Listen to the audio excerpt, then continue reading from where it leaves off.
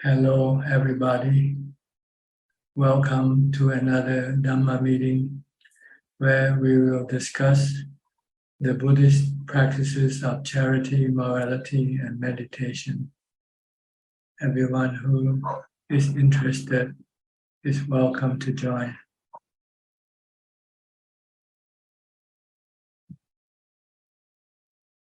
Let me get myself positioned. And our first participant tonight is Kwan Lee Man, staying at Wat Yan.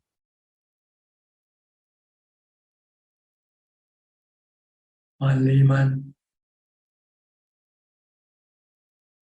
unmute your microphone. Okay, you can speak now. Ajahn, I will continue with mindfulness. I don't have any question yet. Okay, how far have you gone? Yeah, it's very quiet and peaceful here. Yeah, it's very easy to practice. Okay, you should also meditate whenever you can. Yeah, I do walking and sitting. I do walking and sitting. Okay, don't talk to your friend if possible. Only talk when you have to. Okay. All right. Yes. Good. Thank you. Next, Eugene from Taiwan. Good evening, Ajahn. Today I only have two questions. The first one is, how much or what kind of confidence should a meditation practitioner have? Confidence. You should have confidence in the Buddha, Dhamma, and Sangha. Ajahn means the faith, F-A-I-T-H, to Buddha, Dhamma, and Sangha. Just believe that the Buddha speaks the truth. What he teaches us is the way to the cessation of suffering. But I just wondering, confident. For example, should we have strong belief we have ability to achieve arahanthood? Yes, you have to study the teaching, and then you will have the confidence, because there are many examples of those who follow the Buddha's teaching and had eventually become arahant. But if a practitioner have wrong understanding of confidence, will have some problem, right? I don't know what do you mean by wrong confidence. Wrong confidence means someone who don't have enough mindfulness, but he believes he can achieve good meditation result. Yes, this is not wrong confidence. Then he just have to prove it to himself that he can do it, that's all. Okay. Then the second question is, in Theravada Buddhism, any sutras mentioned Lord Buddha go to the Deva areas, heaven, to teach his mother? Yes. You have to look up. I don't know which one it is.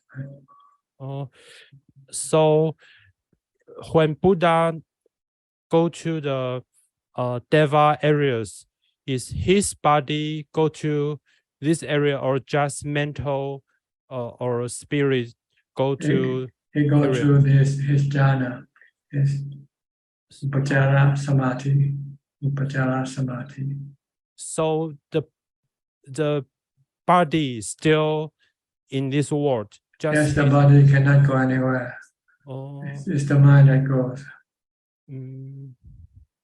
I see.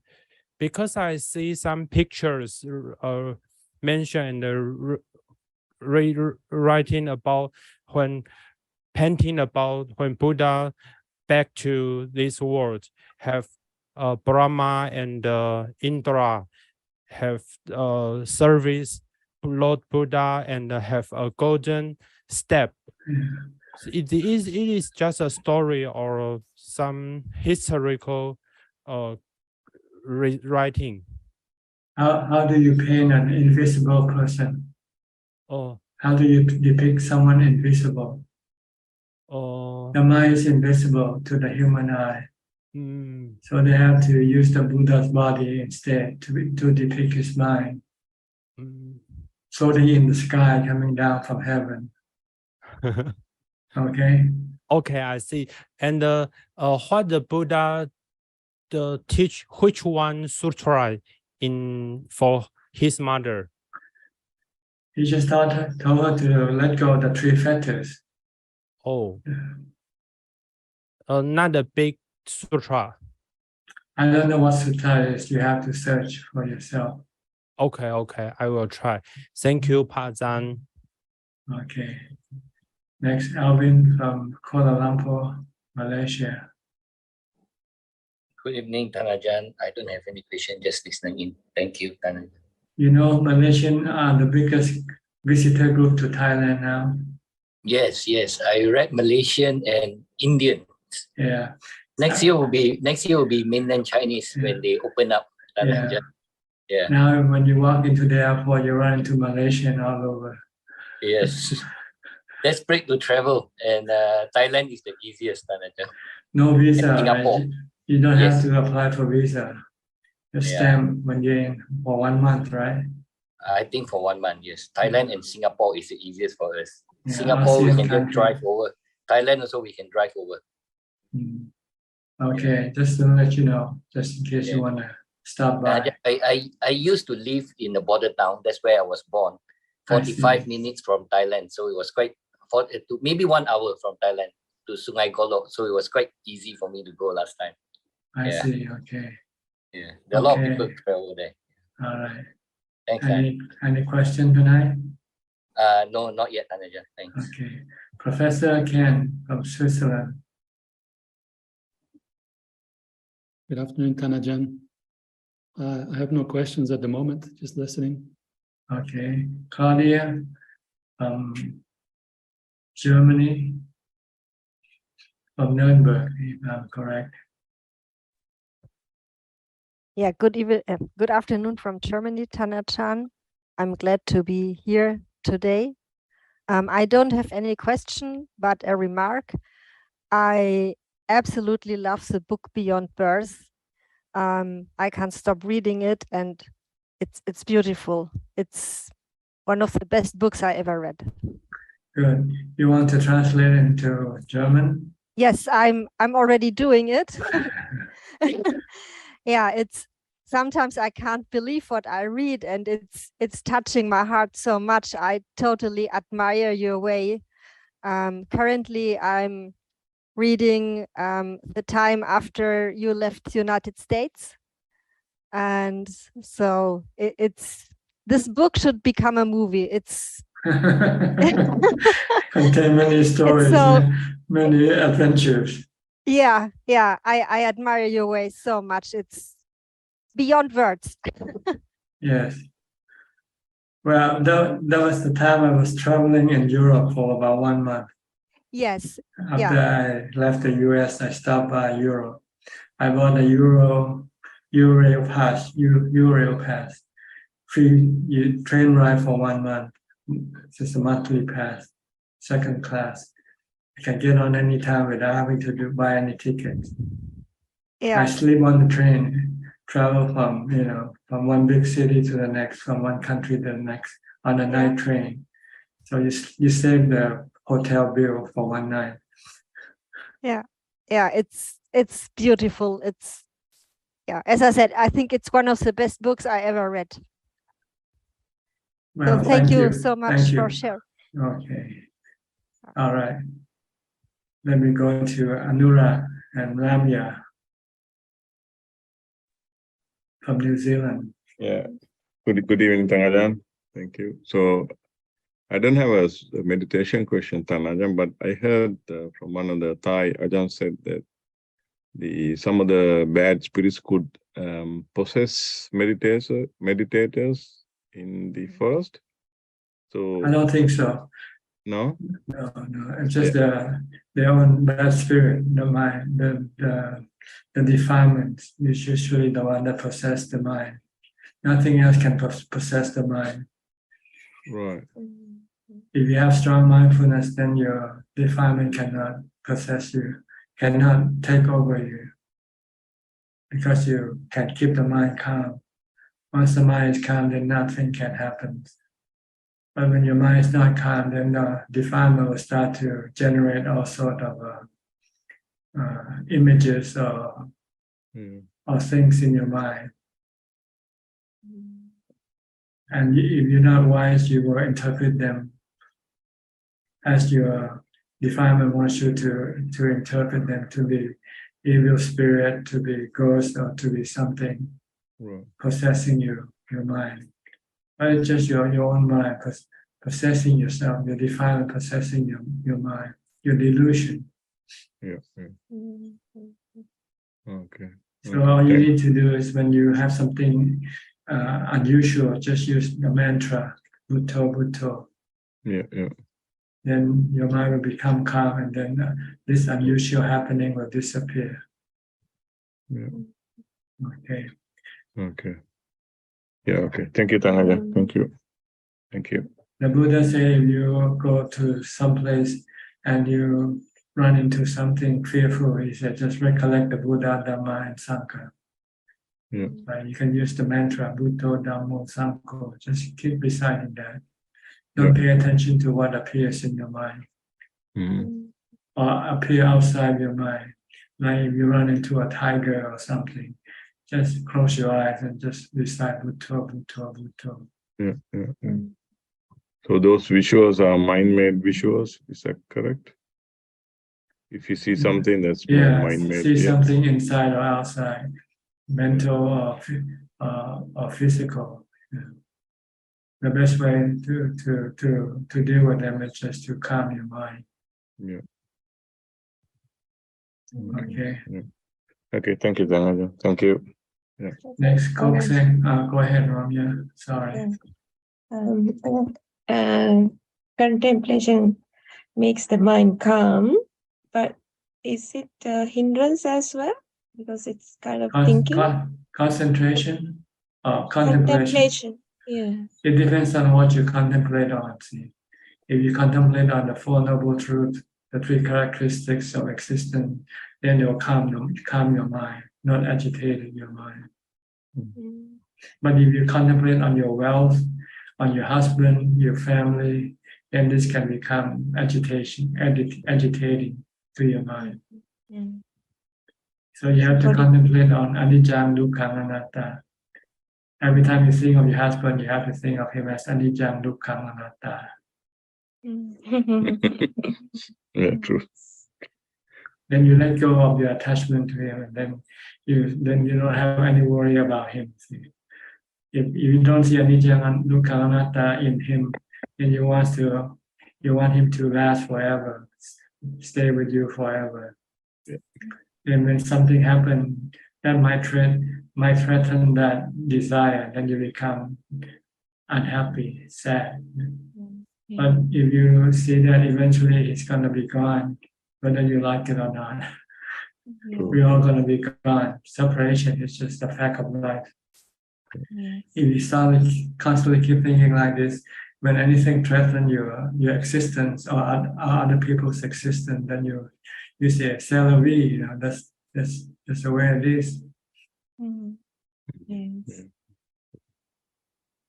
Okay, thank you. Thank you, Tanaja. Thank So you. contemplate when you want to think of Anicca, Dukkha, Anatta, or the Four Noble Truths. And body contemplation. Asubha. Yeah. 4 elements. These are the things that you should contemplate on. Yeah. Okay. Okay. Thank you, Tanaja. Thank you. Next, Kokseng from Singapore. Oh, yeah. Good evening, Ajahn. Tonight I have a question, and that question triggers off after I reflect on Wat Yannasangwararam of Bangkok, mentioned a few weeks ago about the reason of her coming to the Zoom meeting to get some positive vibes. So I was contemplating, why do I attend the Zoom meeting? And I think the main reason was because of my faith in the Buddha, Dhamma, and Sangha. So I would like to request Ajahn, could you kindly elaborate on what the Buddha thoughts about faith in Buddhism? Faith in Buddhism? Yes, Ajahn. Just a faith in the teaching of the Buddha. And this is the path to the cessation of suffering. No other teaching can lead you to the cessation of suffering. Only the Buddha's teaching, the Noble Eightfold Path. So you just follow the Noble Eightfold Path. Try to develop the 8 factors. Try to develop right view, right thought, right action, right speech, right livelihood, right endeavor, or right exertion, right mindfulness, and right samadhi, right concentration. That's what you need to do. If you can develop all these 8 factors, then you will have the capacity or the ability to suppress or eliminate all your dukkhas, all your suffering, all your stresses in your mind. This is the faith.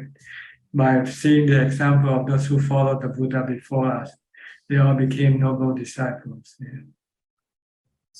So they all, the three, this is what you believe in the three, the triple gem. You believe the Buddha is the discoverer of the Noble Eightfold Path. The Noble Eightfold Path is the teaching of the Buddha. And those who follow his teaching became Arahant, or noble disciple. So this is what the triple gem is to have belief in the triple gem.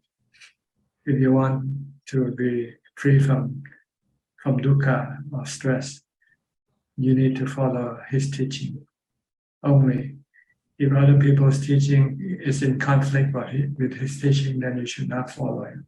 You should not follow them. But if they are not in conflict, then you can follow them. If other religion teach you to keep the precept, you can follow that.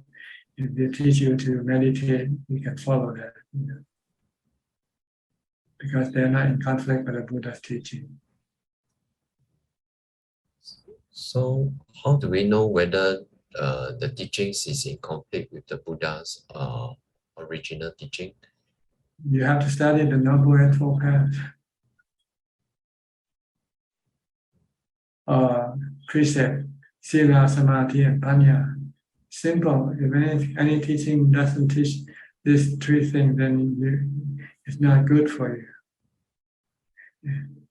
Some religion teach you to worship cow, worship animals,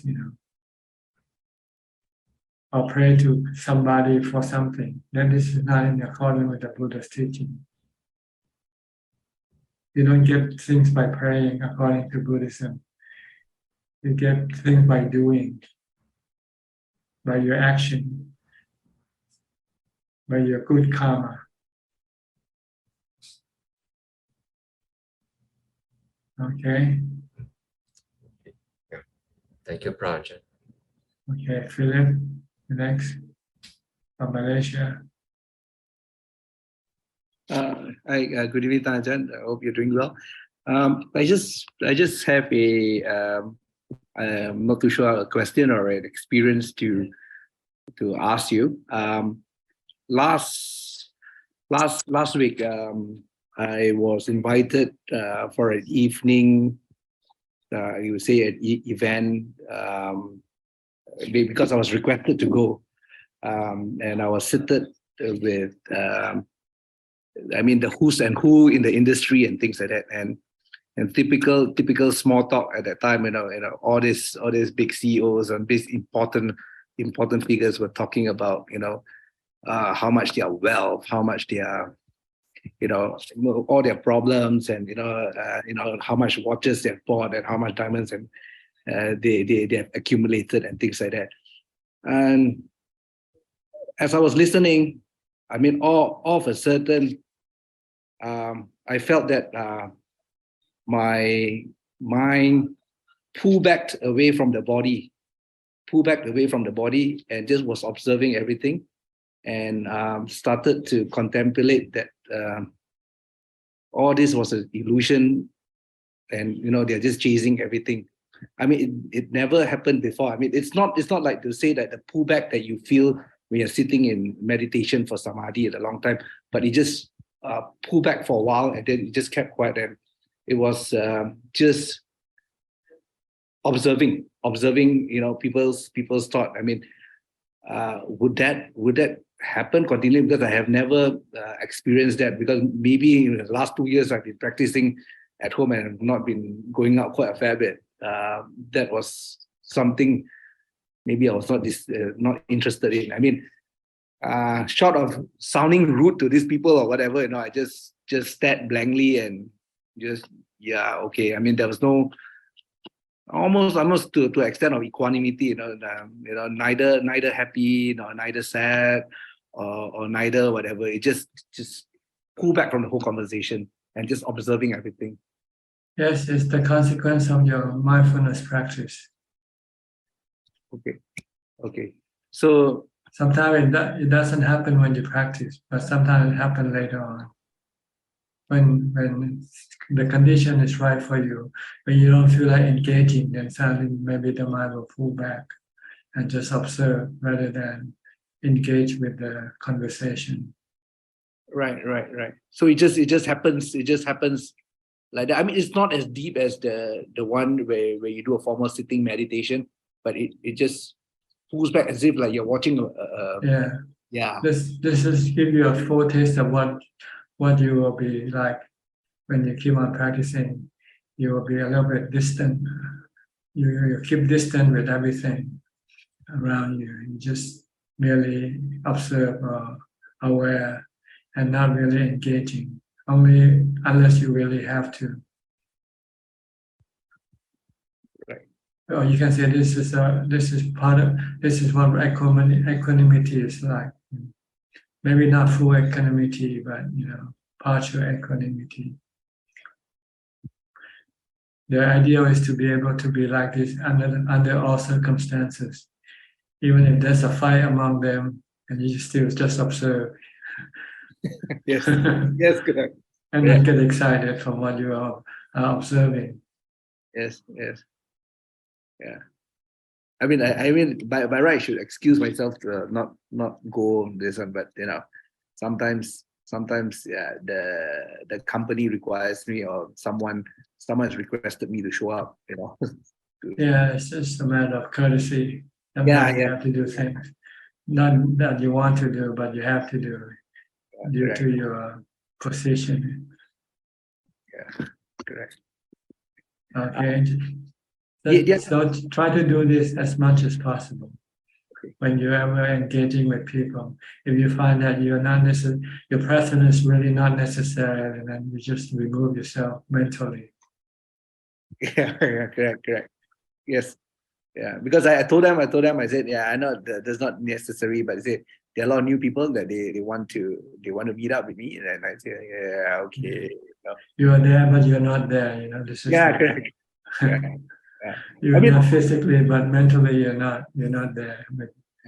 I mean, short of being rude or whatever it is, right? I mean, I was actually totally not in the conversation, or not at that. The body is there, but the mind is just calm, The mind also there, but the mind is not engaging. You're just watching the sound. Yes, correct. Yeah. So good. This is what you will be like eventually, all the time, if possible, under all circumstances. This is like the simile of the lotus leaves and the droplet of water. They're both in contact, but there's no what you call, the water doesn't go into the leaves. Not like if you put it on a piece of paper. The water will be sucked in by the paper, right? Yes, Become one with the paper. Right. That's the ordinary mind. People who doesn't practice, this is what will happen every time they come into contact with anything. They will be totally immersed in those things that they come into contact with. Yes. But if you practice and your mindfulness and wisdom become stronger and stronger, then you will be more not absorbing things anymore, not immersing in things anymore, but just being aware of them. That's all. It's like the Buddha taught to Bahia. Said, what you see, what you hear, just hear. That's all. Just hear, just see. But don't have any reaction. No emotional involvement whatsoever.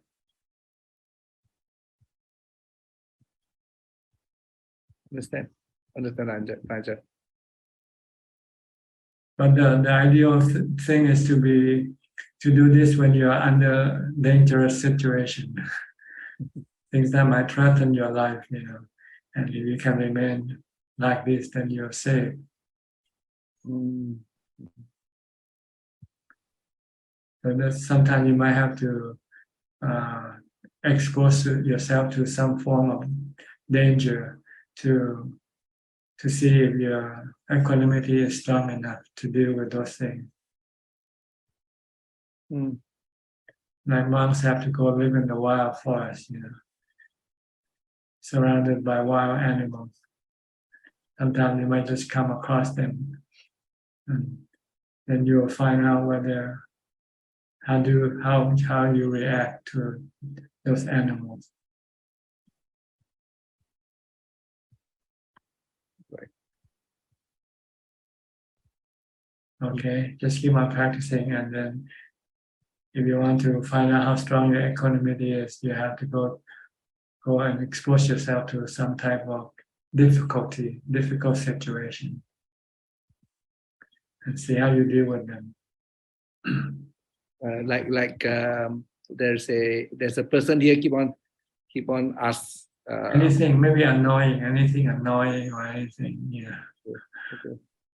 There's someone keep on asking that they meditating your place and there's a big cobra somewhere. Yeah, this comment always comes out. Meditating up near the snake cave or something at your temple there. Always just like a cobra or something like that. Yeah. You want to test your mindfulness and wisdom, whether it can contain your mind or not. Not to react with fear or illusion. Another question I have to ask is like, Ajahn, when you are doing in deep meditation, the mind khandas, right, are not moving, right? They are basically they are reduced to almost zero. Maybe sankhara, your thoughts stop, and then your vedana, sanya, sankhara, vinyana also stop working. Right. So this is because of the deluded mind. When a normal person, which is an enlightened person, comes in contact with a feeling, and he may or she may thinks it's good or bad, or an experience, and it forms these memories, and therefore it's all a delusion that they're living in, as not seeing as it is, right? Well, it is real, but it's not real, Yeah. It's there, it's happening, but it's an illusion you're seeing. Yeah. Because by their nature, because of their anicca nature, the temporary nature. But if you don't have this understanding, you will think that this is something real, and you are involved with this thing. That's an actor. But in fact, the real actor, there's no actor. There's just knower. So is it Ajahn? Is it similar to? When I was younger, I had a friend, and we we used to do painting, and one day the teacher gave us a red chili to paint, and he painted it green chili, right? And the teacher scolded him and things like that, and why did you paint a green chili and things like that? And he said, no, it's actually red and red. But later on, we found out that he was actually colorblind. That's right. Yeah, so he thought that the thing was actually red, the green was actually really red. So yeah, to him the red is green. Yes. So it's just a matter of perception, how you see things. With a deluded mind, you see body as human or animal, as a person, as an ego possessing that body. But if you contemplate on the real thing, the Buddha said there's no self in the body. It's just being possessed by the mind, deluded mind, and act as if there's a self in that body.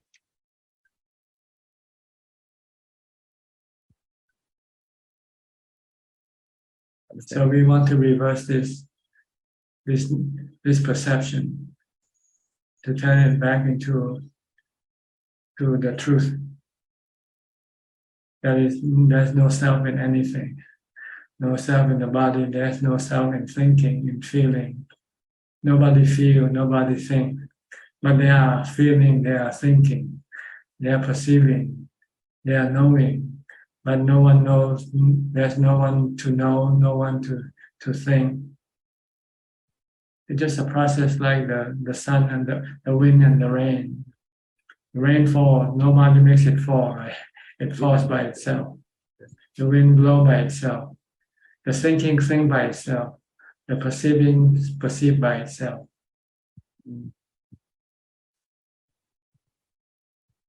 But with delusion, there is that perception that there is somebody thinking, there is somebody feeling. I am feeling, I am thinking, I am mad. Yeah. But there's no I who is mad. There's just madness. There's anger, but there's no madness, no someone who is mad. It's just a process. Yeah, just condition arising through some other condition, causing it to arise.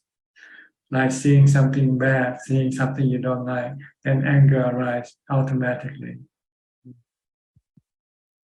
It's a very scientific, very physics. Yeah. Mental science. This is a new science that people don't understand. Yeah. Even the PhDs in physics don't understand this because they don't study this thing. There's nobody to teach them.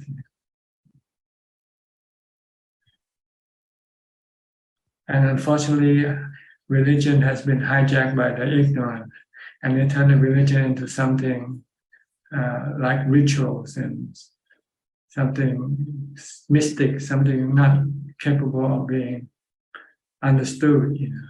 When in fact it's like science. It is.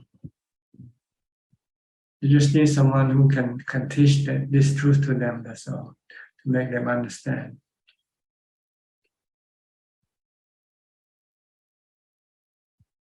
Understand, Ajahn. Okay. Thank you. Thank you. All right. Next, Christine Koe from Penang, Malaysia. Good evening, Ajahn. Last week, a few days ago, I have a meditation. So I try to focus on the breathing part. I focus a lot. Then my mind is like going boring because I cannot think. Normally, I love to think. Then from there on, I only know that the mind itself full with greed. Then, Ajahn, I would like to ask, is that keep on focusing on the breathing is the right concentration instead of like the mind is like losing, we are not very concentrate. Then sometimes we will like do not know what we are doing. When you don't know what you're doing, it means you don't have mindfulness anymore. You're not watching what you do. You go thinking about something else. Yes, yes. So you want to concentrate on what you do all the time. Yeah. So this is like interface that got the power. I mean, how do I say, the power of the mind? If we have more focusing, so normal days it will be helping better mindfulness. Better mindfulness is from your constantly maintain your mind in the present. Don't let your mind go think about the past or the future or anywhere. Just bring your mind in the present, watching your body movement, every movement of your body. Stay with a mantra, Bhutto, Bhutto. If you have this, then your mind can become calm and become light and empty without thoughts or emotion. And you'll be merely observing or knowing. Observing what you do, observing what you hear, observing what you see. But not thinking about what you see or thinking about what you hear. Because you stop thinking. Without thinking, you can still see, you can still hear. But you don't make any judgment on what you see or what you hear. You just merely see, you just merely hear.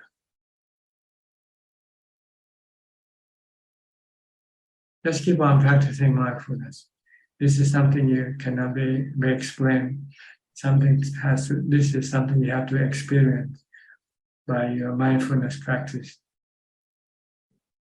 Because previously, when I do meditation, when I do sitting meditation, I easily fall into bhavanga stage, and it's like half awake, half sleeping. It's not sleep, but it's very comfort zone. Yeah, sleep.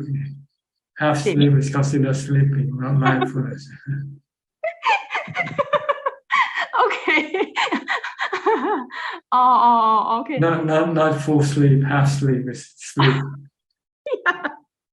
It's like very enjoy without thinking. That's the mistake people thought. They thought that this is samadhi, but this is not.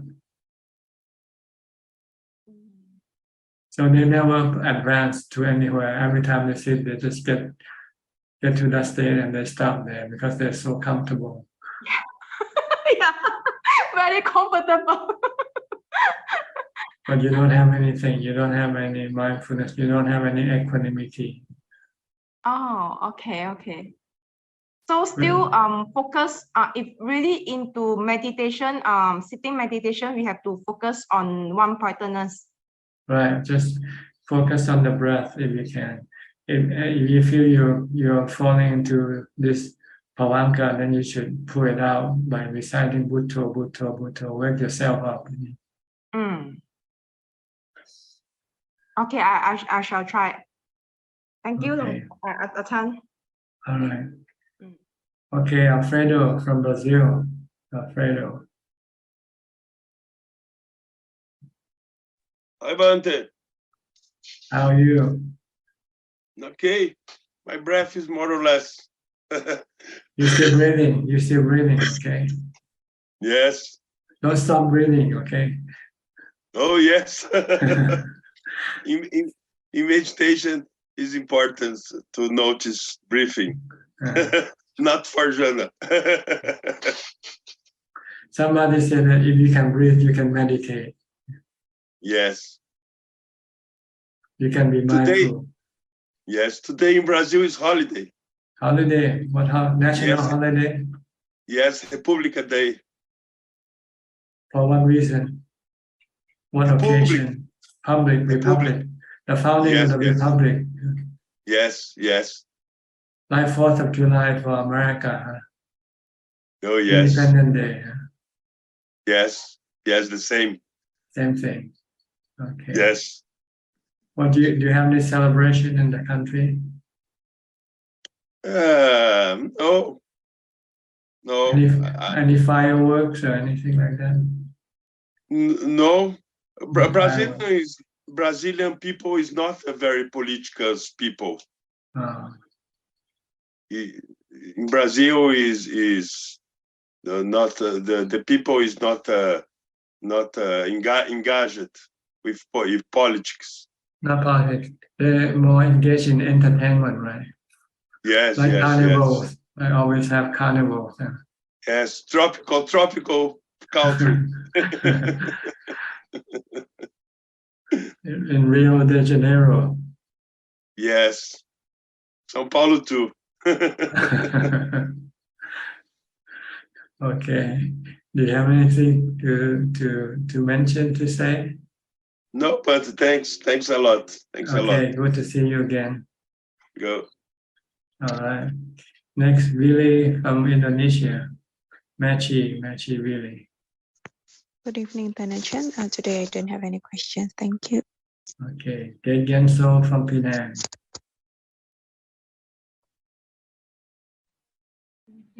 Ajahn, listening. There's no question tonight. Okay. Lillian from Bangkok. Good evening, Ajahn. Don't have any questions, but I read something very interesting about Buddha relics, and that the more that you practice, the Buddha relics will actually increase if you have it near you. Something that is quite interesting that I read this week.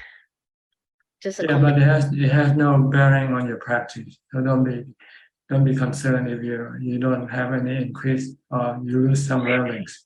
Okay. Because sometimes you can lose them also, not increasing. That's true. Because it's also anicca. Anicca is also anatta.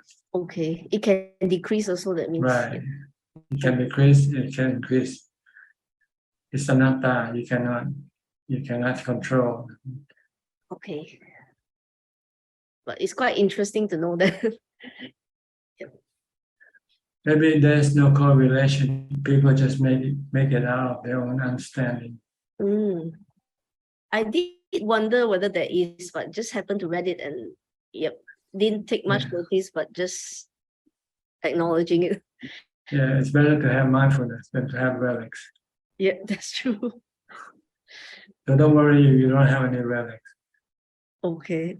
Yeah, I happen to have some actually that someone gave to us. So we put it in our altar. So I was just looking at, but I didn't pay any attention to it all these years. So I was just taking a look at it and see how it looked like.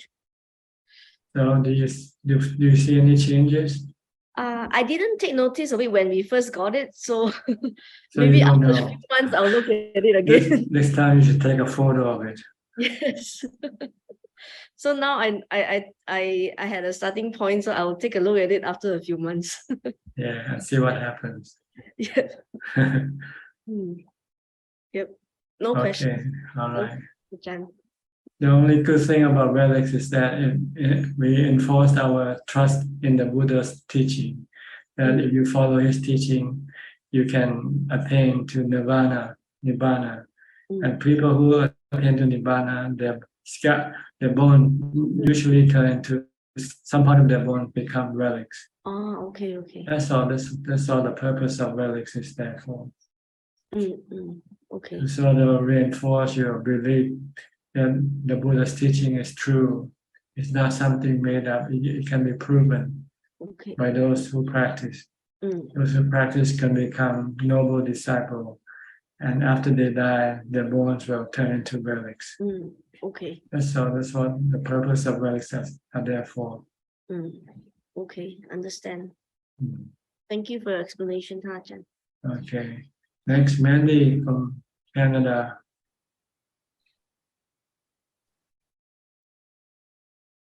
Good morning, Ajahn. How are you? I am doing okay. I have lots of stress in the lay life, but meditation is good and my understanding is deepening, and I think that's it. How are you? Good. Just stay calm, stay cool, and try to let go. Don't cling, don't crave, don't desire. Take things as they come. Do your best, but you have to accept what you get. Mm-hmm. Sometimes you cannot get more than what you want, but that's the way it is. If you can get what you get, that's fine. But if you don't feel stressed out because of it. Yeah. That's all. If you can do this, then you won't have much stress to worry about. Right. Okay. Thank you. You practice mindfulness and meditation in order to be able to remain calm and accepting as they come. Yes. And also reduce your cravings and desire. Mm-hmm. Okay. Yes. Thank you. Okay. Next, Andrew. Where are you from, Andrew? Is this your first time? Hi. Yeah. Well, it's the first time live on the Zoom, but I have followed it on via Facebook. I did actually come up to the monastery a couple of weeks ago. I'm working my way through the books that you gave me when I arrived. I'm hoping to turn up at the monastery again this weekend. Okay. Might be a Sunday. I don't really have a question per se, but actually I do have a question, but it's more to do with visiting the monastery, really. And the question is, I noticed a lot of people were donating various gifts to the monastery. And I was wondering, as a silly question perhaps, what is the best thing to give? Because I noticed during the morning alms collection, there was a lot of rice was given out. And I'm thinking rice is probably, it's a good food to give, but I'm sure it's not that healthy. I mean, is this stuff that I could take to the monastery as an alms or a gift that would actually be of benefit, more benefit? What's the best thing to give, I suppose, is what I'm asking. Well, basically, the things to give to monks are the 4 requisites of living: food, clothing, medicine, and shelter. But shelter we already have. So what we really need is just food, really. And or just things that you use daily, like toothpaste, toothbrushes, soap, and things like this. Yeah. Okay. So things that you normally use, we also use them also. We have to have rooms, we have to have racks, Yeah, okay. Have toothpaste, soap, and razor blade to shave our head, things like that. Okay. Yeah. Okay. But things that we don't use much is the thing like ropes. One rope can last for 1 year or so. So you don't buy ropes every day. But food, you only can use it one day, and then after what you have left, you have to give it away. You cannot keep it. Yeah. So we have to have fresh food. On that point, there is a supply shop actually just down the road. I'm on South Pattaya Road in Pattaya, and literally 100 yards is a Buddhist supply shop, and they've got alms bowls there. They've got robes. Don't buy those things because they are more ritual things, and we can hardly use them. Buy them. Go to the shop like you're shopping. Buy soap, buy toothpaste, and things like that. Don't buy set that people. They give you a set, and usually they contain low quality stuff in order to make profit. Okay. Yeah. Okay. No, that's fine. That's great. Anyway, thanks for your time at the monastery. I'm hoping to see you again on the weekend. So. Okay. Good to see you. Yep. Thank you. All right. Next, Sri in Czech. From Toronto. No, I'm sorry, from Vancouver.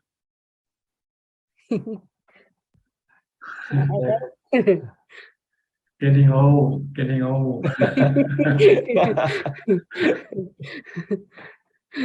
Ajahn, you always you have a radiance, don't you?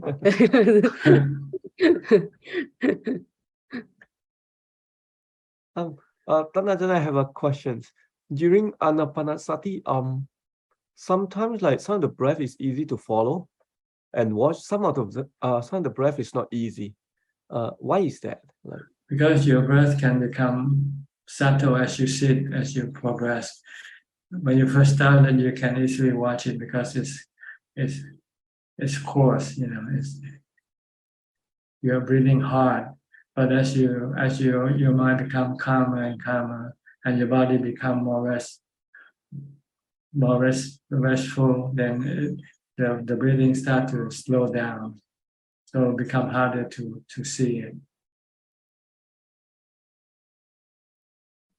oh, okay. So just be aware of the truth of this, the truth of the breathing.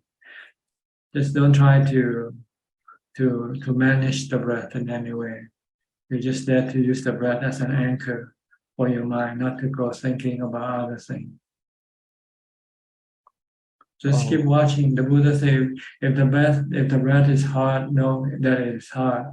When it becomes soft, know that it becomes soft. That's all. Sometimes your breath can be long, and sometimes your breath can be short. Breathing in short, I know I'm breathing in short. Breathing out long, no, I know I'm breathing out long. Just know, that's all. The breath keeps changing as you meditate. There's no reason to know why. Oh. You're not studying the nature of the breathing. You're using the breathing as just an anchor, something to hold on to your mind. Something for your mind to hold on to, so you cannot go think about other things. And during this, when this happens, so I don't switch to Buddha. No. Once you use the breath, stick with the breath until you find that something. Like if you have painful feeling and you find that you cannot focus on your breathing, then you might have to switch to a mantra to deal with the agitation that rising from the painful feeling of the body. But if you can continue on watching your breath, keep doing it. Okay, that's the ultimate goal. But yeah, be immersed in watching the breath until you forget about the painful feeling. If you can do that, then you don't need to switch.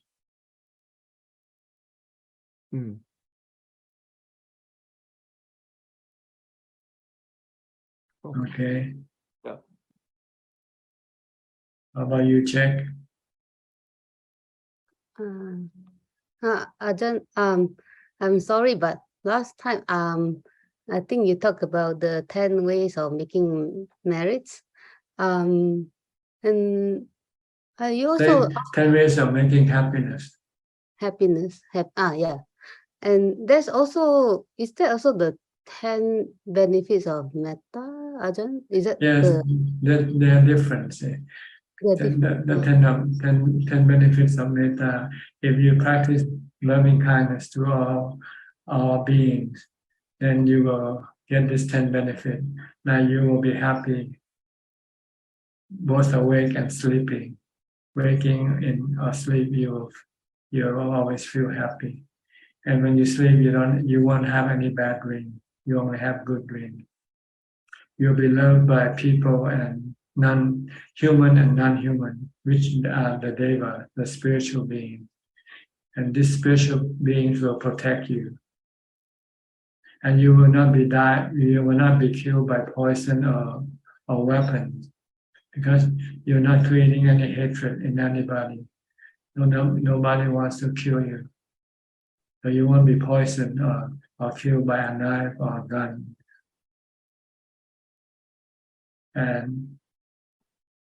And you will, if you meditate, you will find that you can enter into jhana easily. And when you die, you will die peacefully. You will not be delusional when you die. And after you die, you will go to either nibbana or some heavenly realm, depending on your practice, how much you have practiced. So this, I'm not sure if they all contain the 10 or not, but pretty much around there. You have to look up you can search in the internet for the benefits from loving kindness. 10 benefits. It's different from 10 ways of making happiness. Metta is one way of making happiness. Yeah. Practice loving kindness is one way to make you happy. Because if you have loving kindness, then you can give, right? When you see people suffer, you can help. When you have other people, this is you're making yourself happy when you do this. Or not hurting other people is another way of making yourself happy. When someone did something bad to you and you can stop your anger and not hurting other people, and you can feel happy. Yeah, and I don't have to, hit my husband when he says something I don't like. Then you feel happy. Because if you hit him, you'll feel bad, right? You'll feel sorry afterwards. Okay. So if she feel happy if she hits me, then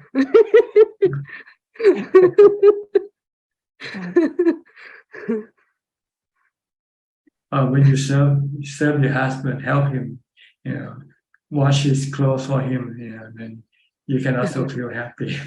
You're doing service for him, especially if he's sick. When he's sick, you want to, serve him, right? Make him food. If he cannot eat, you feed him. It's the way of making yourself happy by helping other people, alleviating other people's suffering. There are 10 ways of making happiness. Not the way that people in the world usually do. For them, the way to be happy is to make more money. Like winning a lottery ticket, or getting a raise, or getting promoted, or go on holiday. But this can be addictive, and once you get it, you want more. And when you cannot get more, then you become sad and unhappy. Even though you already have a lot, but you still want more. Once you get 1 million, you want more than 1 million. And when you don't get it, you feel bad. But not with the way that the 10 ways of making happiness. If you cannot do it, you won't feel bad. If you cannot serve your husband, you won't feel bad. It's not addictive. It doesn't cause you to want to do more. You only do due to situation or condition require you to do. When the condition doesn't exist, then you don't have to do it. Now, if you see somebody who needs help, you help that person. But you don't have to help that person all the time. Once that person can help himself or herself, then you no longer have to help. Or you can have a limit on how much you can help. Once it's beyond your limit, then you stop. And you won't feel bad because you cannot help. Because that's all you can help, right?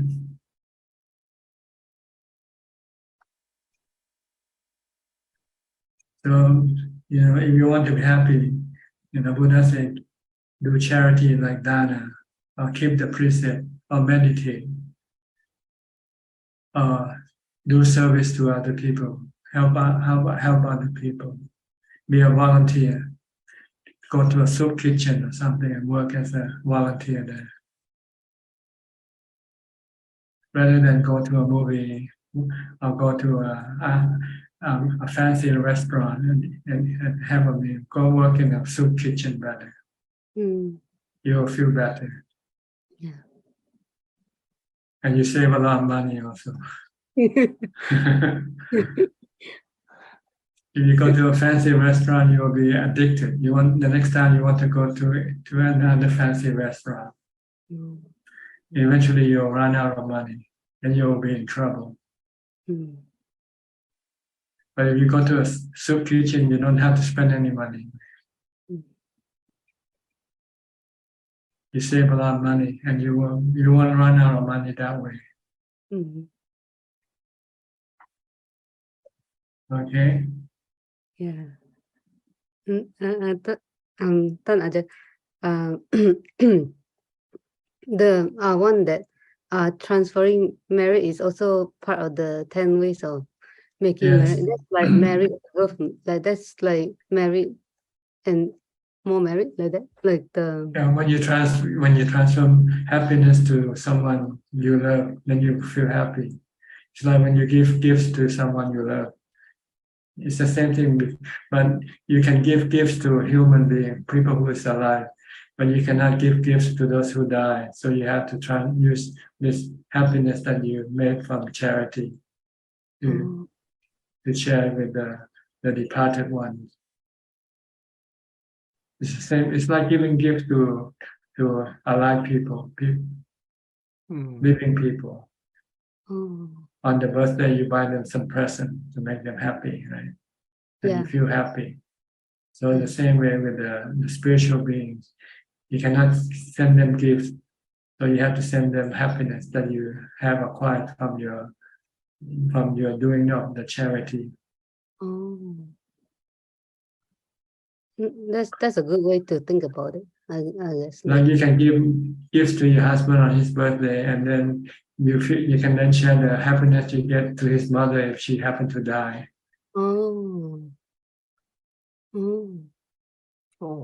That's really cool to think about that. Okay, yeah. And then it'll give you twice happy because you help both people, help the husband and help his mother also. Wow. Yeah, that's really beneficial to think about it that way. Well, that's the Buddha's way of truth. That's what the Buddha discovered and teach us. If we want to make happy without having any problem, then do this 10 types of happiness. You can be happy in discussing Dhamma, like right now, or listening to Dhamma talk. This is also another way of being happy, making yourself happy. That's why you're joining this room, right? Yeah. Because it makes you feel happy, right? Yeah. If you feel stressful, you won't join this room.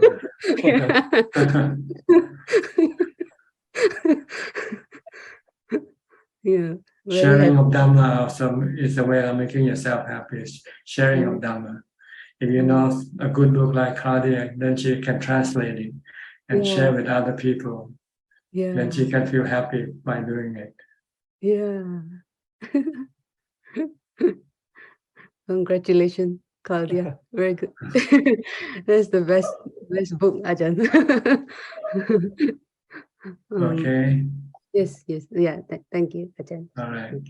Gary from Singapore. Gary.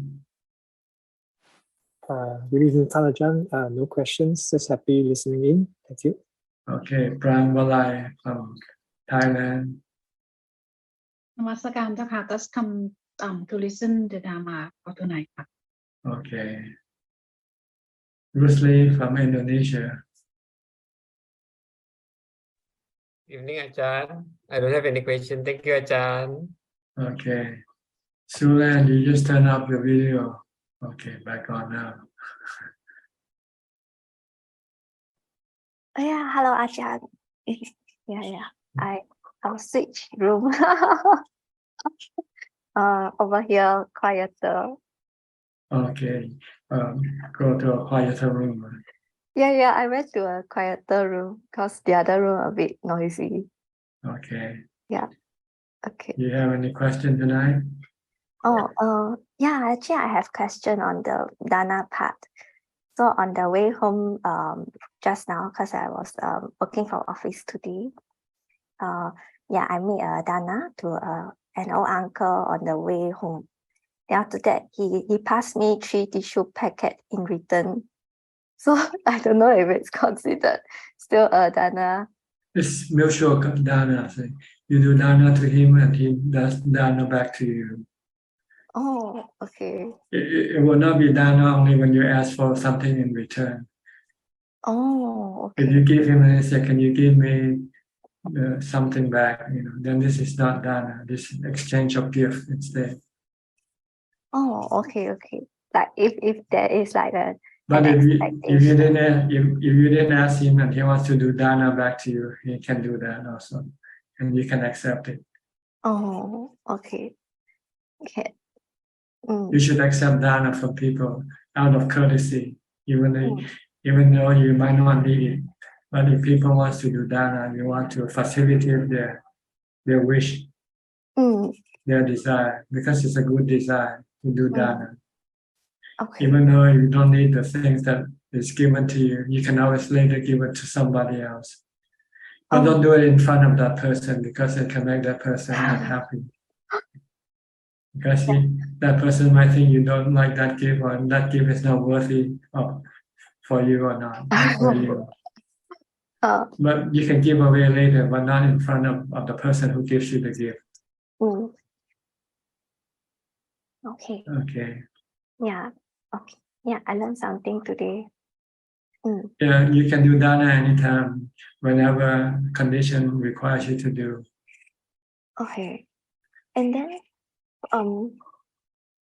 the dana, like after the dana, I also like I followed your advice on like sharing merit with the departed beings.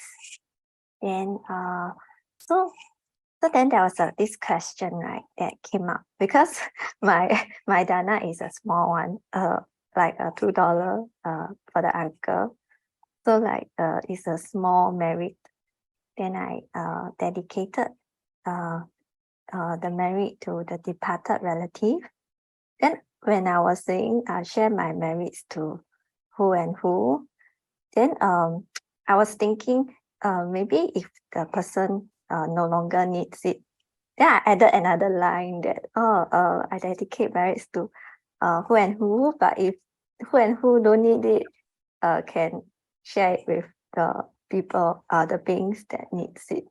Does it work this way? Yeah. You have to indicate the person you want to give to. But if that person doesn't need it, then if you don't say anything, then that gift will come back to you. Huh? The gift come back to me.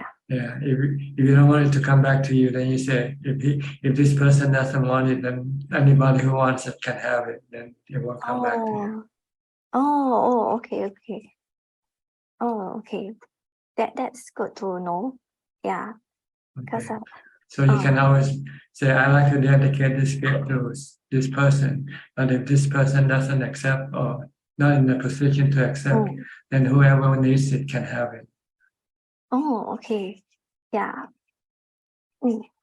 That's very good advice. It clears my doubt, because I've been kind of because there might be some spiritual beings waiting for merits from people they don't know, because maybe because of their relatives don't believe in sharing merits to the departed, so they might have to rely on the Buddhists who share merits to the departed. Oh, okay. I see. Long Dhamma, once a year, he will make a big merit, big dana, by inviting all his disciples to do dana, and then share it to any spiritual beings of their choice, or those who have no relatives also can come and accept this merit. He did this on the anniversary of his mother's death every year. I think it was during the month of May. Wow. So meritorious. See, if he does it alone, then it's very small, but he has a lot of disciples. So then he just invite them to join his merit making. So it's a way of encouraging people to do merit. Yeah. Then I kind of realized that while making merits, while giving like charity, then it does make me feel happy. Yeah. Okay. So you should feel happy by just giving to the person already. Yeah. Okay. Anything else? Just this for now. Yeah. Okay. Belinda, you want to talk? You turn off your video, maybe not. Let me see. Oh, here she is. Belinda from Singapore. I'm not in very good shape. Again, you have no mindfulness. You let your start overwhelm yourself. So stop thinking when you don't feel good. Stop thinking. Keep reciting Bhutto, Bhutto, or keep chanting. Only take half an hour so that you feel better. If you keep your mind from, if you let your mind keep thinking there, you're creating more stress as you go along. So you have to stop. It's like a snowball, you know. The more you let it think, the stress becomes bigger and bigger. So you have to stop it. No need to find reason why. Right now it's not the time to find reason why, because you don't know the reason. So it's better just to stop thinking.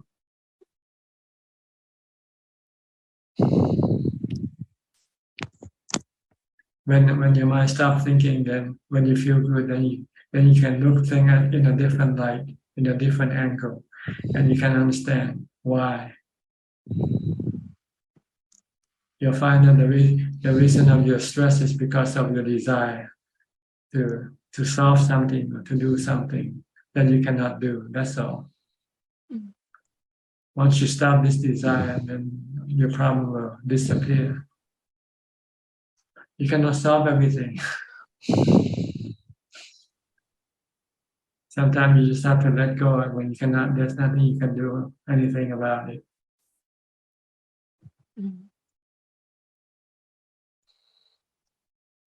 So right now, just calm your mind. Stop thinking. Go chant Itipiso or Bhutto for half an hour. You'll find it. You'll feel better. Itipiso is maybe better, longer, more. Yeah. Thank you, Sanajan. Just keep chanting, reciting repeatedly. Often, many rounds until you feel better before you stop. Okay, this is the Dhamma medicine it's like the medicine you take when you have a headache. You take some painkiller. After you take it for 15 minutes, you feel the headache will seem to disappear. It's the same way with your mind. When you feel stressful, just keep reciting Bhutto, Bhutto, or chant Itipiso. Okay? All right. Who else? I think nobody else waiting to speak. So we'll go to Kunla. Kunla not here today. It's Kunju. Any question from Facebook or YouTube? Yes, we have two questions this evening so far. The first question is from Swiss Bliss. Can I ask a question about this? When one passes away, how does his citta turn to a child's mind when he is born again? No, the citta never turns into a child mind. It's just that it's brought into a different environment, something that it has to learn. It's like going to a different country. When you live in your country and then you move to a new country, you're like a newborn child because you don't know the custom, the way things work in that country. So you behave like a child. That's all. The mind is the same way. Once it departed from this world, when it comes back, it might be in a different century, in a different country, in a different planet. You don't know where you will be next time when you take a human birth again. So you have to relearn the custom, the ways of things in that country that you're born in. So you behave like a child because you have to learn how to walk, to crawl, to stand, and to eat, and all these things. with a new body. It's like driving a new car, getting a new car, different make. You should drive a diesel automobile. Now you have to drive an electric automobile. So you have to learn how to drive an electric. It's different from the diesel. It's just a learning process. Once you take rebirth, you have to relearn something that maybe you already forgot. After you die without a body for a while, you don't know how to move the body anymore. So you have to relearn, redrive your automobile. If you stop driving for 20 years or 100 years and you come back and drive, you might forget how to drive the automobile. Your body is just like an automobile, a new automobile. That's all. The next question is from Liberty. Bhante, I've learned from other monks that we need to be careful of the non-original teachings of Lord Gautama, which contradicts the original intention. Study Dhamma, meditation, stay aloof to reduce sensual desires. Is this true, Bhante? Well, how do you find out which is the non-original or original in the first place?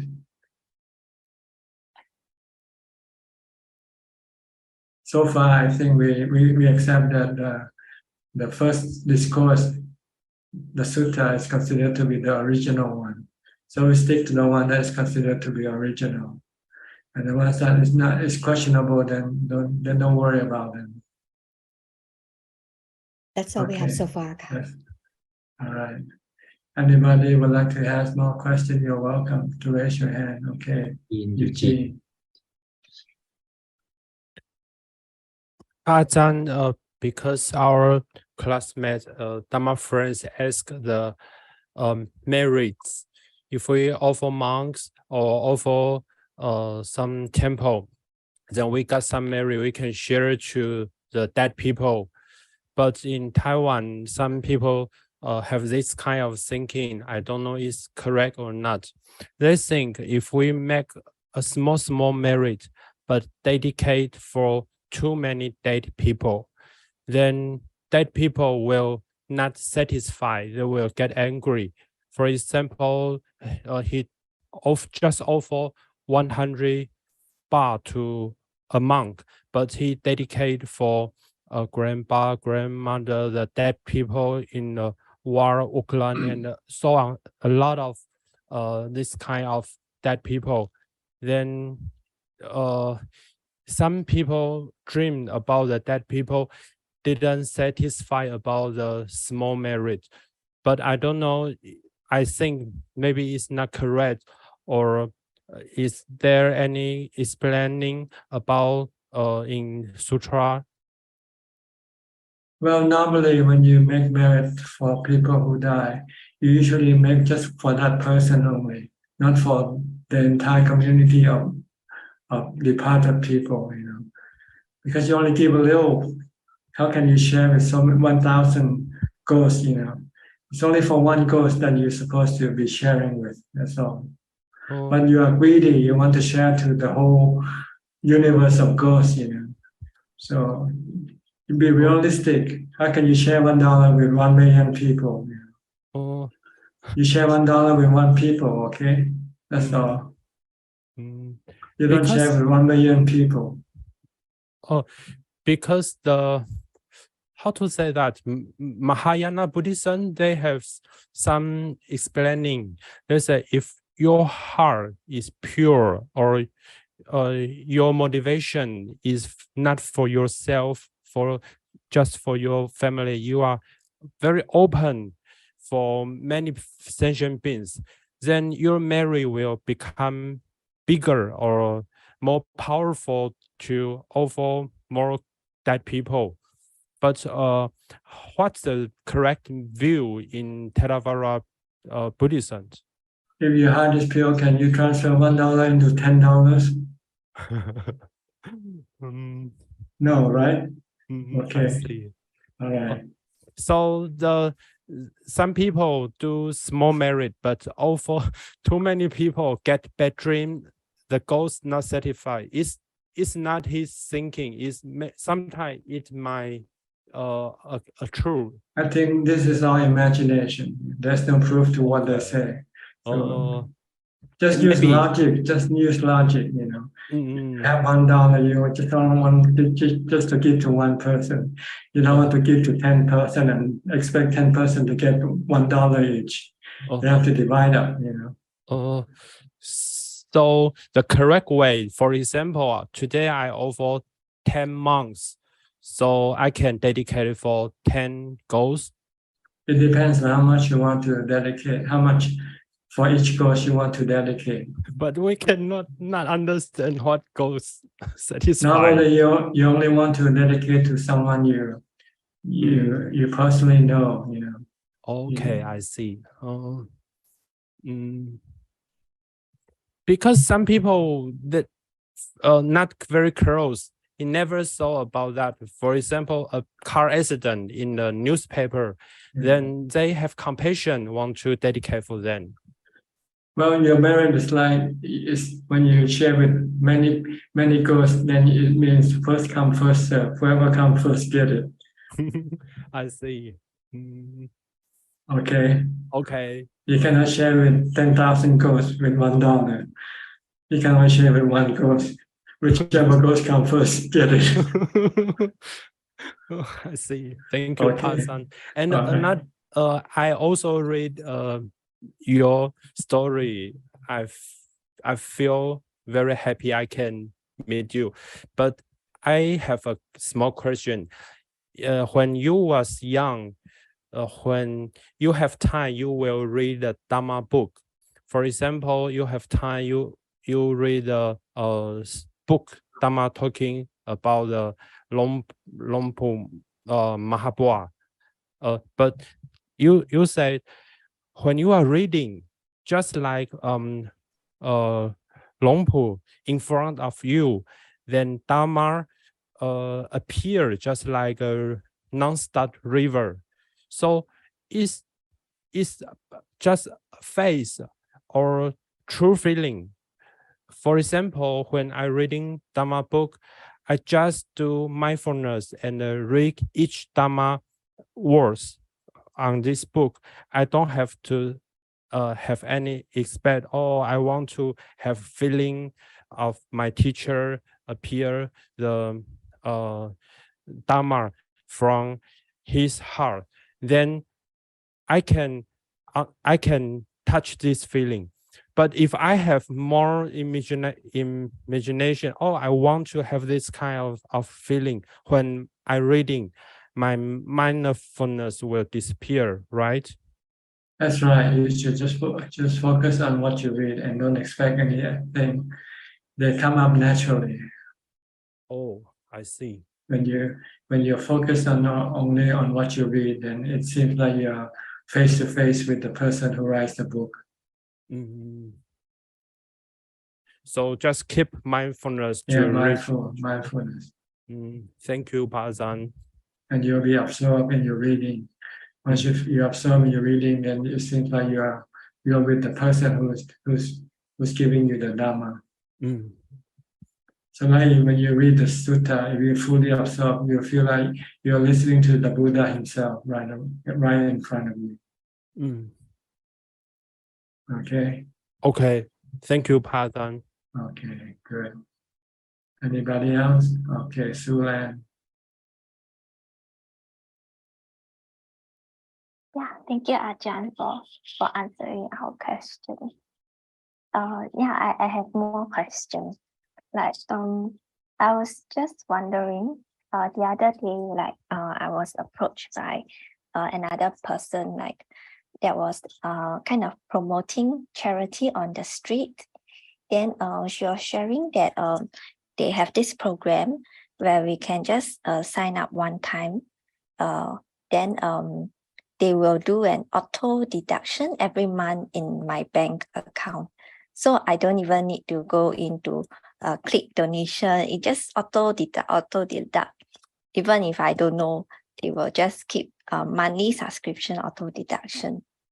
So this sounds like a passive monthly and regular charity, then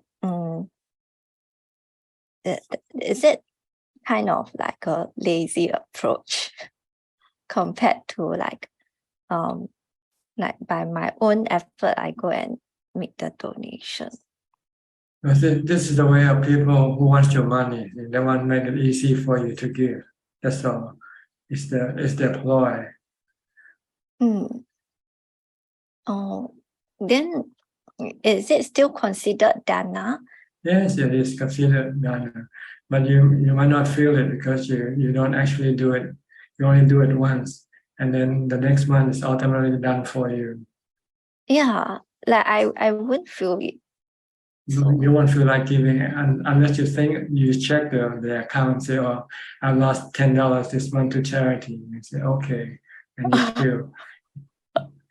You have to see the consequence of your action also. Oh, I spent $10 this month for this charity. But if you don't look into the account, then you might not know whether you have spent it or not. So is there any difference like this auto deduction program, which it's just make it easier for you not to. Sometimes you might forget, say. Then later on you can check later when you remember, oh, this month have I given the money or not? And you can check your account and see whether that $10 have been deducted from your account or not. Oh, okay. But if you don't check, then you don't know. Oh, okay. It's like writing a will that you want to give all your money to a temple after you die, but you don't know whether you have given or not. So it's not really giving at all. If you give something after you die, because you cannot feel the result in your mind. So you have to give something while you're still alive and you're fully aware of this action. Oh, so that means after they have deducted, I should also go into just take a look to confirm it's deducted. Then you know that you have given the money. You have made the charity. Okay. Oh, if you look at the account and the money hasn't been deducted yet, and that I mean you haven't done the charity yet. Okay. And then after I have cited it, then I share my merits, then it has an effect. If not, it doesn't have any effect, right? That's right, because you haven't lost the money yet. You haven't paid the money. You haven't given away the money yet. It's just your intention of giving, not the actual act of doing. Yeah. Because your money is still in your bank account. Oh, okay. That's good to know. Oh, and then related to this is just now you were saying that when we share merits, typically we will share it with like people that we personally know.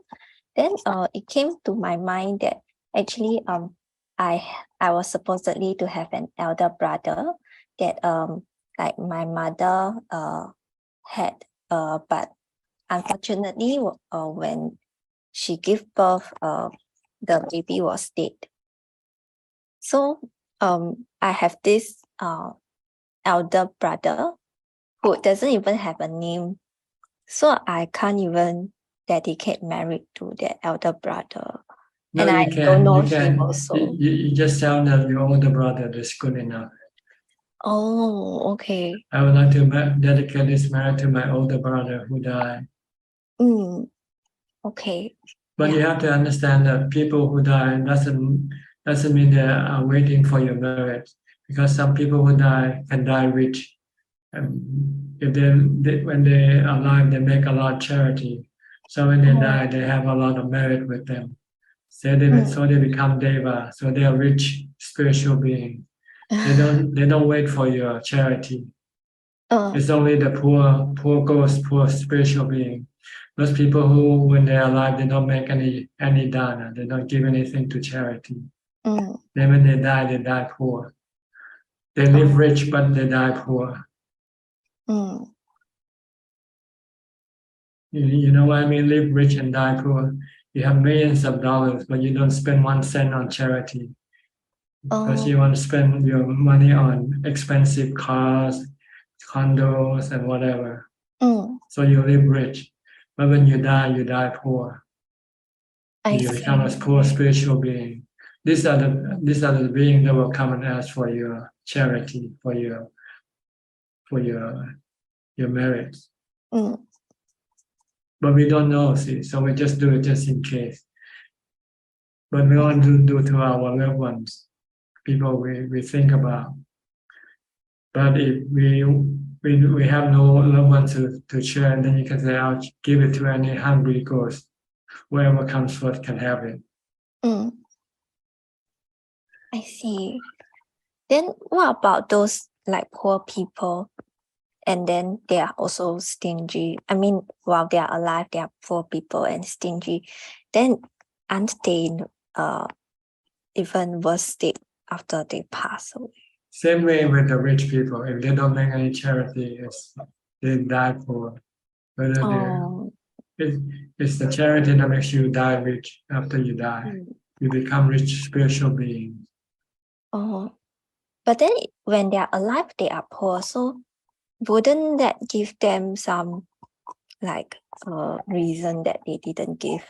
They can give. I have poor people giving food every day on my in the village. They have poor people, but they've been trained to give food from their parents, so they give.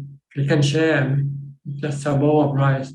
You cook rice and you can maybe share some part of your rice, some part of the food you cook for the monks. You're already doing charity already.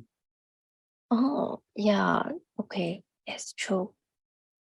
So they're doing a little bit every day, so accumulating a lot at the end of their lifetime. Yes. Rather than people who just make it once a year on their birthday or something like that.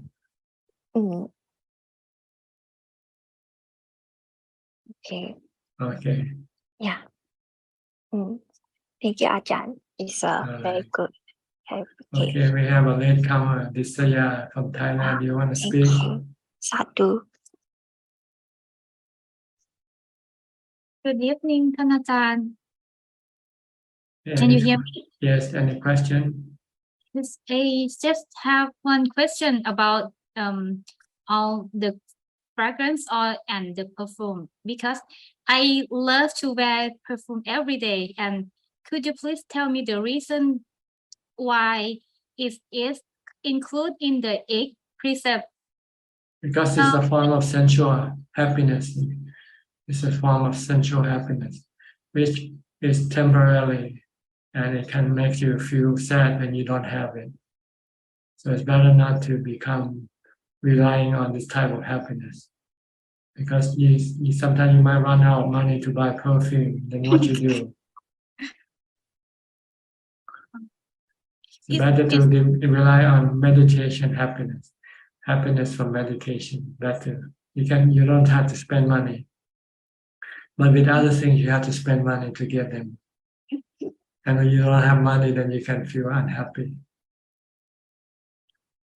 Okay, but one more question. But I think when before I start meditation, when I wear some perfume, I feel happy when I wear some perfume, and I think it made me easy to meditate. Is it necessary, or can you please explain? It might make you easy to meditate, but it cannot give you the result, because you're stuck with the perfume, and you cannot go inside the mind, go inside. Because the perfume is in your body. When you meditate, you want to leave the body. So if you like the perfume, then you cannot leave the body. Okay. Thank you so much. Okay, Gokseng, you raise your hand. Yeah, Ajahn, two questions related to what Solan asked us now.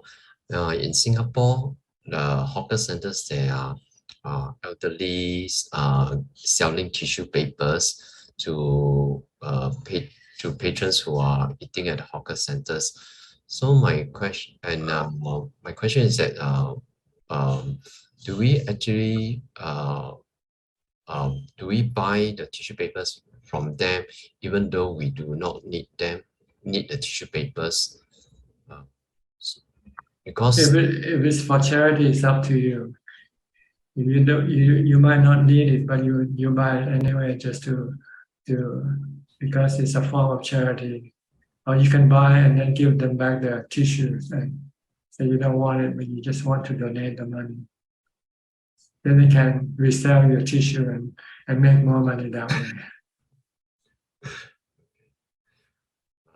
Okay, I think what I'll do is that I will just give them the money without taking the tissues paper. Yeah, just tell them you want to donate. You don't need the tissue. Sometimes they don't know how to get money from people, so they have to find some way to attract their donation. Like monks in Thailand likes to make amulets. This is one way of getting donation from people. If you get this amulet, if you give me 100 baht, you get this amulet. If you donate 1,000 baht to the temple, you get an amulet. So they want to have something to entice people to donate. But this is not the right way. Donation should come out from the heart, voluntarily, without any coercion. Okay. Then the second question is regarding I make donations once a month to the community chest of Singapore, which is the national so-called charity body. So I was thinking instead of making once a month, because each time when I make the donations online, I feel very happy. So thinking, why not I make it every week, but divide the sum of money over 4 weeks, so that every week I can have the same experience of happiness of giving. So instead of doing it once a month. If you divide into 4 portions, you only get one fourth of that feeling, not 100% of that feeling. But at least I can get the feeling of giving, the joy of giving every week. And you can get that once a week, or every day you can divide into 30 parts. But it will be a small feeling. The intensity won't be as strong as you give it all at one time. So actually it ends up the same whether you give it and how you give it. It depends on the amount that you give. Oh, I see. But I was looking because you can think about what you give last month, and you can think about it now, and you can still feel good from that giving. Great. Yeah, and one last question. When we do meditation, after our meditation, we feel very happy. Is there any merits that we can dedicate the merits from sitting in meditation? Well, there's no rule that say you cannot. But then again, the Buddha never taught this type of merit for dedication. He only taught about charity. Maybe because for the majority of people, they cannot meditate. So he taught for the majority of people by giving dana to make merit. But there's no rule that say you cannot. And there's no sutta that will say that you can and equally. So I cannot give you this answer whether you can or not. You can try, it doesn't matter. If you feel happy, you can share it. Okay, yeah, that's all. Okay. Next, Kunju from Facebook or YouTube. Yes, we have 2 more questions. The first question is from Alex Lim. Does mindless donation contributes to mindfulness? Mindless donation contributes to mindfulness. I don't think so. Mindless is mindless. Whether what kind of when you say mindless, then it means it's not mindfulness. It's the opposite of mindfulness. Okay. The next question is, when does one fight the kilesa head-on strongly, as opposed to one just calmly and firmly resisting it? Can both yield the same result? And can Ajahn please provide some guidance on this? Thank you. You just deal with them when they come. See? Just like Belinda, she had the defilement right now. So she has to somehow deal with this defilement, either by mindfulness or wisdom, until you can eventually subdue your defilement. Okay, we have latecomer Aroka. Didn't see you just now. Aroka. Yeah, can you hear me, teacher? Yes, perfectly. Good sound tonight. Good sound. Yeah, good. Yeah. Finally, I bought a new telephone. I see. And I tried before to come in through the telephone, and there was no sound, but I didn't panic. Then I came back to this and I put this thing because I use almost 4 equipments since I came back from Thailand, and always the audio is very good tonight. Okay, so I think Mara is out of our way now. Because I think he tried to interfere my learnings from you. Thank you, teacher, for your patience. Thank you very much. You have any question tonight? Well, if it's something like that, it makes sense. The one who talked to you is not the same the one you are talking to. Well, see, the one you talk to is the one who listened, and the one who talks back to you is sankhara. Yeah. So actually, it's like a transmission, radio transmission. You have a sender and a receiver. Yes. The mind has 2 functions: sending out signals and receiving signals back. So the ones who know is the receiver. Yeah. Okay, I Through get vijnana, it. Through vijnana. The knower depends on vijnana to receive the signal. And it use sankhara to send out the signal. All right. And does it when we are the receiver, does we hear does there is some kind of sound inside the mind like a radio, more or less, like shh, something like this, or is that only from the vijnana of listen? Well, many things can happen in your mind, and maybe you cannot explain why, and there's no reason to know why either. Just know it for what it is. Treat it as anicca, dukkha, anatta. What I mean is difficult to translate, but when I want to get out of my persona, my character, and then I go and thinking, I mean, when I want to stop thinking, I just listen to this like a radio station, like a television when there is no program, and then you have this the screen, but you have some sound silence. Exactly, that's it. Okay, it's possible that then that you can use that as your object of meditation. Yeah, that's what I do. Focus on your sound of silence. The Buddha called emptiness. There is some sense inside it, right? Some sense. I mean, the vijnana is still working a very low level, but it's a reference for the mind, the point of focus, right? Yeah, you can use that as your object of concentration.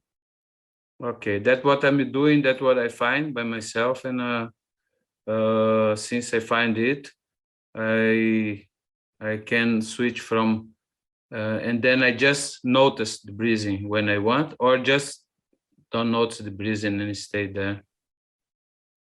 As long as you keep your mind calm, that's the purpose of concentrating. Calm and not reacting to anything. Okay. To be out of activities, yeah. Just to be merely knowing. So no contact. That's what I'm doing, trying. Sometimes you have contact, but no reaction to what you contact, to your contact. Yeah, that's through upeka, huh? Then it's natural. It's coming natural. Yeah. Okay. Thank you, sir. Thank you very much, sir. Anybody else? We have Somchai. Oh, Somchai from Pennsylvania. Hi, Somchai. What happened to you? Haven't seen you for a while. Too many I can explain. It's a good thing I try to concentrate and focus. The one you taught me how to putto, and don't be screaming and don't be upset too much. The light is changing, like I just said, like a telephone. Just let somebody else operate it. So I still remember what you taught me, and but I think so far it's okay. I mean, I passing it. So, and I gonna keep do it the way I learned from you. So thank you so much on this time. You feel better? I feel better now. Yeah. I thought I'm not gonna be so high for a while. I said, okay, this time is done. But all right. Yeah. So, thank you. Okay, good. Nothing to ask. No question. Thank you so much. Okay. So many problems. All right. Anyone else would like to ask any question? Sulan again. Okay, Sulan. Oh yeah, Ajahn, thank you for answering my question, please.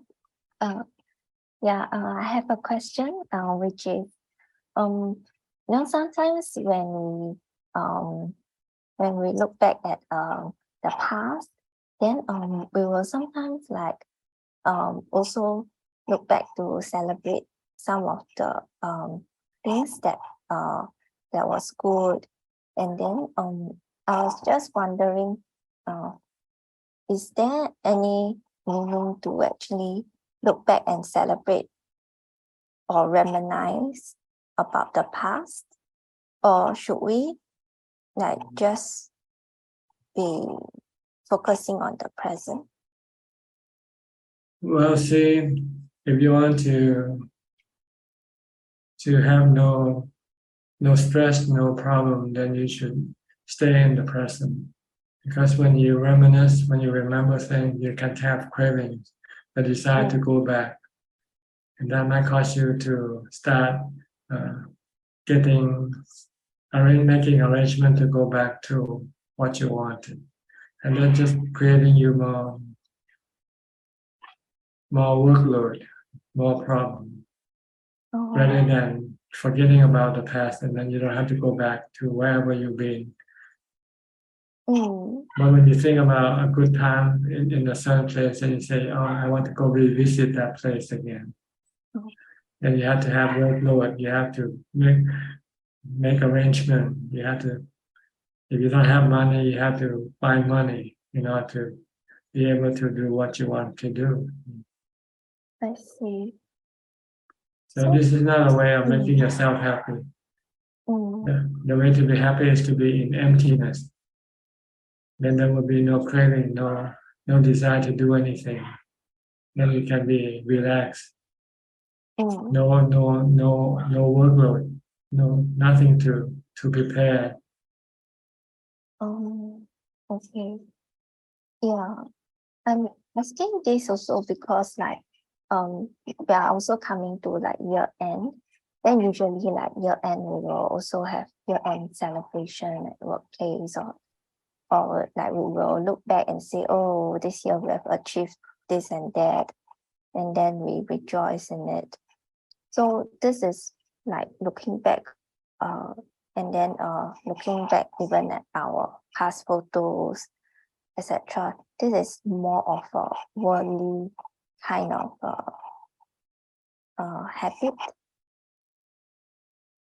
See, it's a false sense of happiness. It's not real happiness. Oh, it's a false sense of happiness. It's better to get the real happiness by staying in the present. and making the present empty, then you'll find the real happiness there. Okay. Everything else is false happiness. The happiness you think of the future, the trip you're gonna make next time on your next holiday, and you think it makes you feel happy, but it's just briefly and then it's gone. And when you don't make the trip, then you can become sad.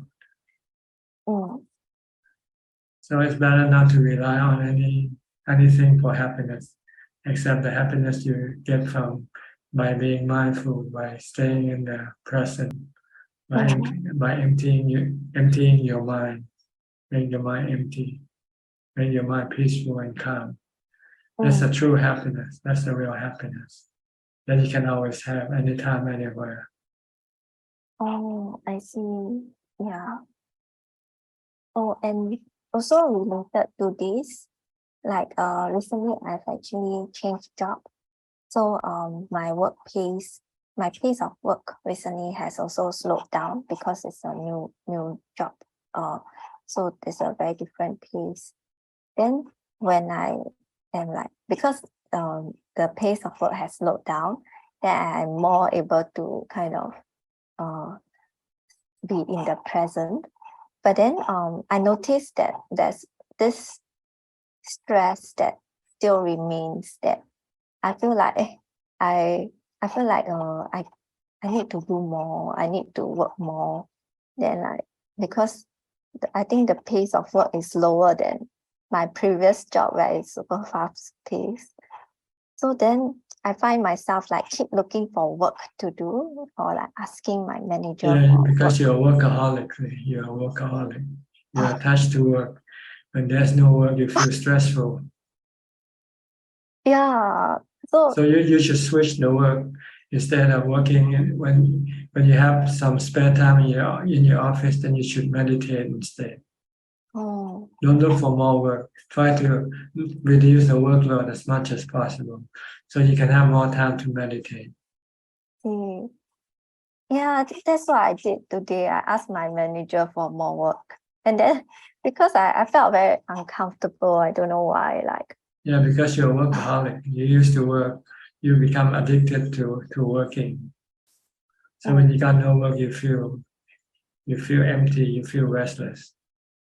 Oh, and that made me suffer in that present moment.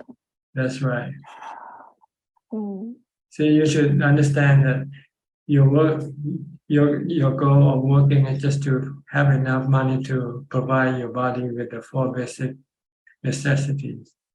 So try to do as little as possible in this regard. By spending less, you can spending less on cheaper food, on cheaper clothes, and things like that.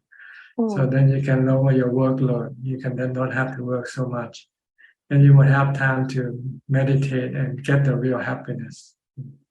Okay. Yeah. Like monks, we only work 1 hour a day in the morning when I go collect food from the village. And the rest of the time, I have time to meditate all day long. Oh, okay. Yeah, that's very good. So working is just to provide your body with necessity of life. That's all. It cannot give you any in meditation. Not by spending money on some expensive items or going to holidays and things. These are not real happiness. They are like happiness you get from drugs. You can become addicted. And when you cannot have it, then you can suffer. Yeah, it's quite uncomfortable. So it's very dangerous to work so hard so that you can have money to spend on your indulgence. And then when you don't have money, then you can be in trouble. And if you work just enough to provide your body with sustenance, then you will have the time to practice meditation, which will give you the real happiness, no indulgence. And when you don't have money, you can still be happy. Yeah. But with indulgence, when you run out of money, then you become restless, you become stressful. So don't indulge yourself with the false type of happiness. Okay. Meditate. Okay. Stop going on holiday. Stop buying expensive things. You don't need them. They're like addiction. Shopaholic. Yeah, like sometimes I will look at the items and then like on the websites. Then actually it made me more stressful because like I usually just window shopping without really buying because I will just keep thinking, oh, the items look nice to look at, but then I ask myself, I actually don't need it, so I end up wasting my time looking at them, and then I will close it. Yeah, you have some restraint. You have some logic, some sense, some common sense. Not like some people when they see things, they just have to buy them, regardless. All right. Stressful. Yeah. Okay, I think this is about all the time we have for today, unless anybody would like to ask the last question. Thank you. Okay, that's about it for tonight. Thank you for your participation in this meeting. I hope it helps you, benefit you, and helps you advance in your practice. In the meantime, please stay safe, stay mindful, and keep on practicing. And if all goes well, I'll see you all at the same time next week. Thank you and goodbye. Sadhu. Thanks, Admin. Thank you. Thank you, teacher. Thank you very much. Thank you. Thank you, everybody. Thank you. Bye bye. Good admin. Bye. Thank you. Thank you, admin. Boy, yeah. Thank you, good boy. สวัสดีสวัสดีฝันดี Thank you, Admin. Thank you, everyone. So much. Bye.